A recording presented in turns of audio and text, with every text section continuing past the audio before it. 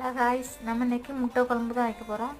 அதுக்கு முட்டை, மிளகாத்தூள் போட்டிருக்கேன், தேங்காய் அரைச்சி வச்சுருக்கேன், புளி கரைச்சி வச்சுருக்கேன், தக்காளி போட்டுருக்கலாம். முட்டையை நல்லா அரைச்சிக்கலாம். கடாயில் ஆயில் ஊற்றியாச்சு.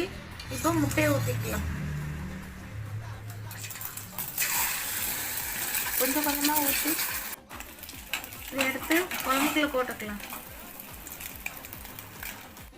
இப்போ முட்டையெல்லாம் ஊற்றி பொரித்து உள்ளே போட்டாச்சு. இன்னும் சால்ட்டு போட்டுக்கலாம். குழம்பு ரெடி ஆச்சு. இனிமேல் தாளித்து ஊற்றிக்கலாம். தாளிக்கிறதுக்கு ஆயில் ஊற்றியாச்சு. இப்போ கடுகு போட்டுக்கலாம்.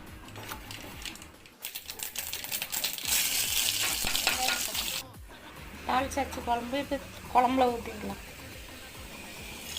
சுவையான முட்டை குழம்பு தயார். வாங்க சாப்பிடலாம். பாய்.